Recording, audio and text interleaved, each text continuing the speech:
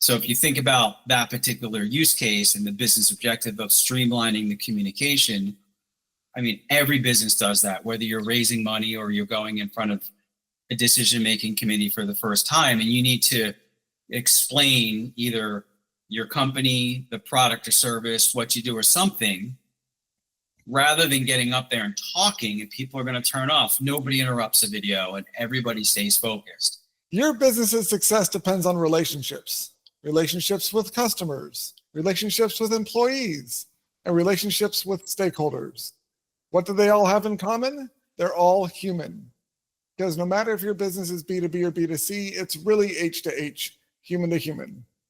Welcome to the Human Connection Podcast. I'm your host, Karl Ponto. Each week, I'll bring you stories, insights, and practical advice from experts that you can apply to your growing company and daily life. This week, I'm excited to connect with Robert Weiss. He is the president of Multivision Digital, a New York video production and video marketing company that provides the full spectrum of video strategy, video production, and video marketing services. Having produced over 1,600 videos since their inception, Multivision Digital's holistic approach has allowed clients to increase sales, lead generation, improve SEO rankings, increase awareness and client loyalty, and a lot more. Clients range from solo entrepreneurs to global Fortune 500 companies across almost every industry. But more importantly, Robert has executed successful business video strategy plans for every business objective. Congrats on your success with Multivision Digital, and welcome to the Human Connection Podcast. Thank you, Karl. Makes me smile. For a Monday morning when we're recording this, it's a great way to start the week. You're doing a lot for my ego. Thank you so much. Yeah, I'm glad to have you on the show. So one of the things that I think is important about what makes video so valuable, especially these days, is because of how much time and effort people spend looking into a company and their products before they actually talk to a representative of the company. I think video is such a powerful tool because it allows you to create more of that human connection than like a white paper or a blog post. So how does that factor into the work you're doing for your clients? You're muted. Thank you for that. You're absolutely right with everything that you said. So let's just start off with what companies need to do with that human connection. I think there's a big myth out there that says with video, I'll actually have less face time with my prospects and my customers, and the opposite, is actually true, where, as you said, people are out doing their research, they're evaluating companies, they're trying to understand, even if it's an outbound sales team, people need to understand quickly. And what video does for the buyer is explain things quickly. And once they understand, they can make decisions about moving into, through the sales process and talking with a business development representative. But from a supplier standpoint, what video does is get face time with people when they're doing their research, building the know, like, and trust factor more so than any other digital marketing mechanism out there. You talk about white papers and case studies and other, brochures, PDF documents, or even web pages that are just static text. It doesn't show the humanity of somebody and their confidence and their expertise in that particular solution. And video does that really, really well. Yeah, there's so much of the communication that, especially when it comes to building trust, that comes down to mannerisms and body language and the non-verbal aspect of communication that is impossible to communicate in text or in other ways that video, besides in person. And so I think it's really great to use those sorts of tools for explaining things, and I can obviously back it up with other, like have a transcript if people want to read it later, just to help understand people accommodate the different learning styles, but having that video is almost always going to be a value add because it just brings much more of the people behind the product and the business forward. And that's what these days people really want, is that connection with the people behind the business, not just the thing they're buying. Mm-hmm. Yep. And you mentioned the face-to-face meetings. Think about video being used as a pre-information or post-information to that sales meeting. Right? I've had a lot of people tell me, and I've had clients tell me that their clients say, I feel like I know you already because I've watched 3 or 4 of your videos. Think about the power of that when you first meet somebody, and that could be Zoom meeting or that could be face-to-face meeting, but they already feel like they know you. Like that's what you want, and that's what video does. And then think about video like post-meeting. Maybe there's one person on a decision-making committee that's just not there at the meeting. And the alternative is having one of their people try to explain your product and service to that key decision maker, where they're not the expert.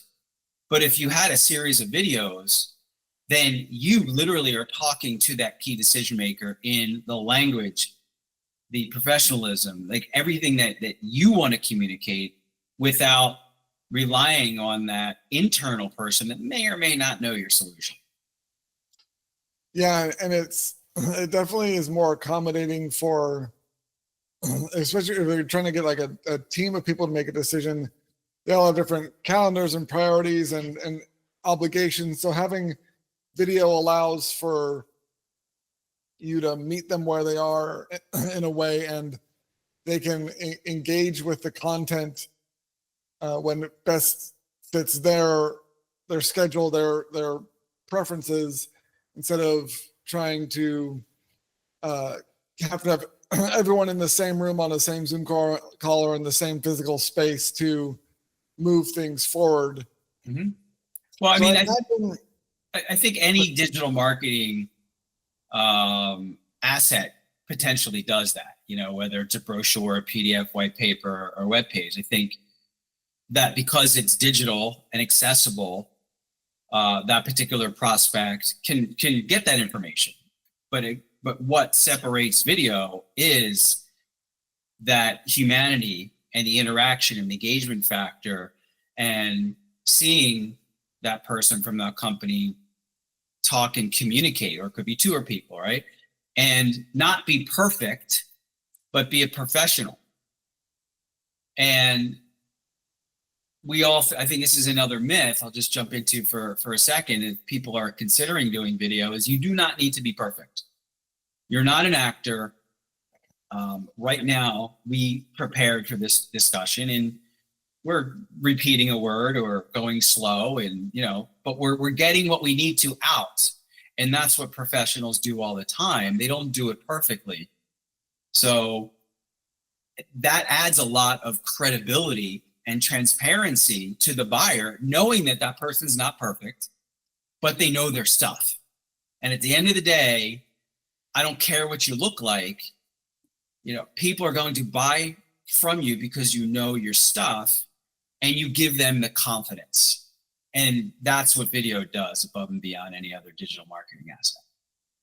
Yeah, I love that aspect of showing the humanity behind and the imperfections, but the authenticity. I think that can come through video is really important, because almost like if it's too polished and too rehearsed and too staged, it hurts the impact because it doesn't feel real.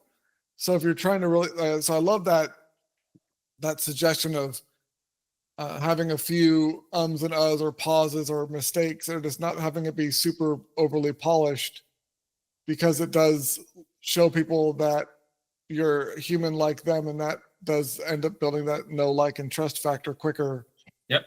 Agreed. So I'd imagine you have some success, like a success story or two you could share, but how video has impacted a client's business. Can you share one of those? Yeah, I'll stick with a couple startups, because or in the tech space, because I know that's a lot of your community.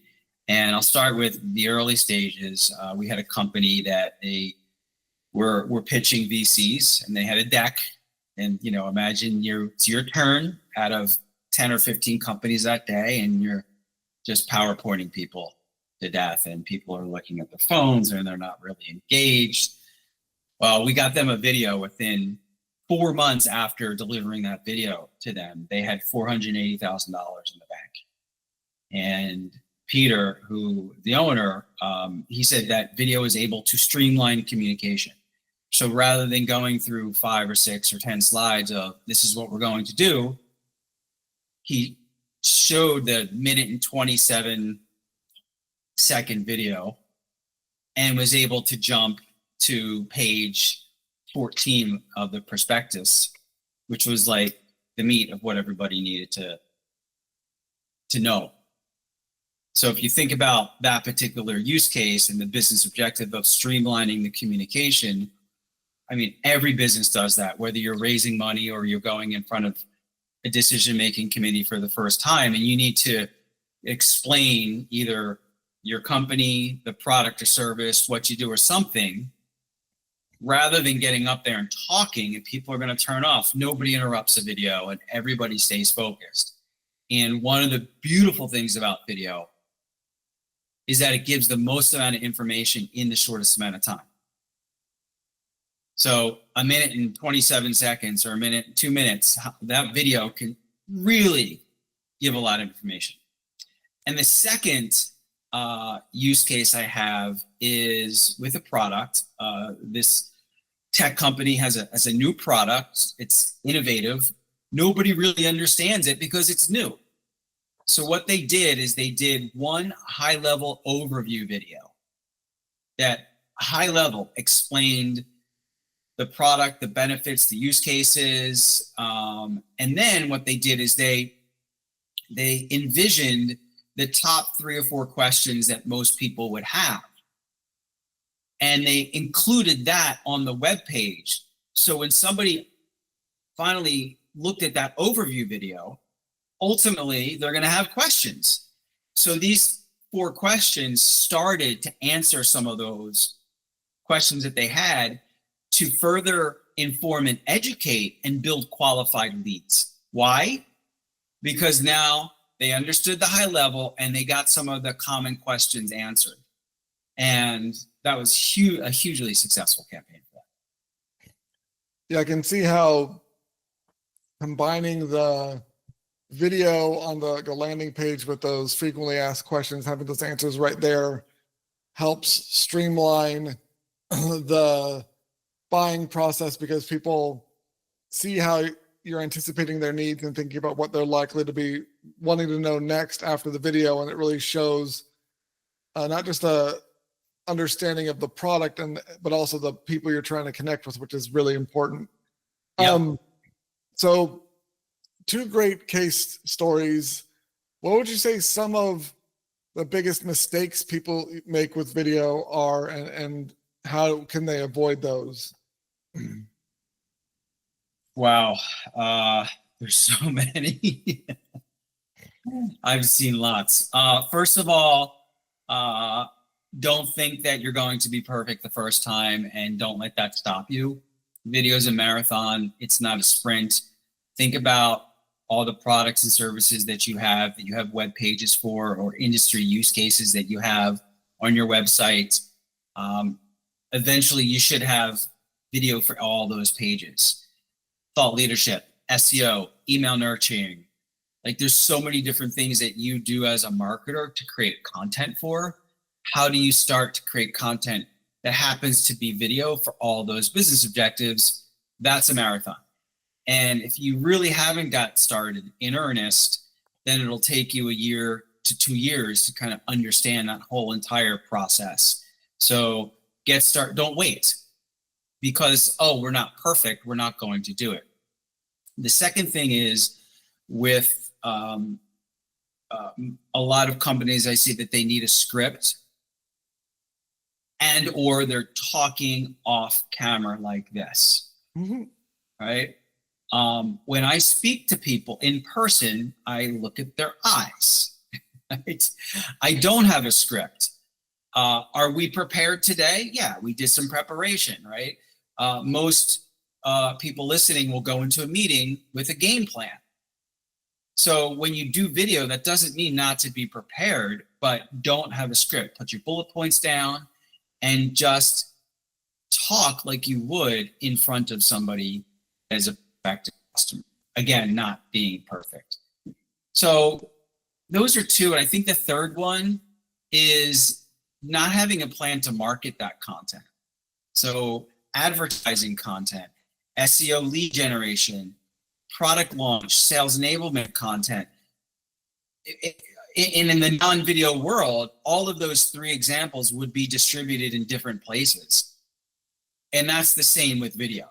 So just because it's video, don't think it can just go everywhere, because it can't and it shouldn't. So creating the right video for the right channel is really important, and having a plan to make sure that it gets into the right channel. And that goes back to the whole 1 year, 2 year journey. You might not get it right the first time. It might be challenging. It might take a long time, because there's different teams and different workflows that you need to create to handle video, which is different than PDF file. But doing it once, twice, 3 times, you'll learn, and you're going to get better. Yeah, I think that last tip about not just throwing your video up everywhere is really important, because with all the different platforms out there that companies are on, there's different like file formats, or kind of like the way the video, like aspect ratios, and this, what length of video is going to be better for certain platforms, and the understanding the, you know, where your audience is at if they're on that platform when it comes to the relationship with your business, and not just trying to take one video and slap it up everywhere and expect it to be a panacea to all your marketing issues. It's powerful stuff, but it's not that powerful. And I think there's a lot to be said about after a video is done, thinking about how to repurpose and reuse clips or like segments of it for different, like for social, or like taking, like, if you design it right and plan ahead, obviously you don't overly script it like you said, but understand that, okay, if we're going to be talking about these different things, then there might be a way to repurpose some of these segments or some of these topics in other places, or pull the transcripts that could make a really good like blog or PDF thing. And there's a lot more you can get from producing a single video than just the one video file of the entire recording. Yep.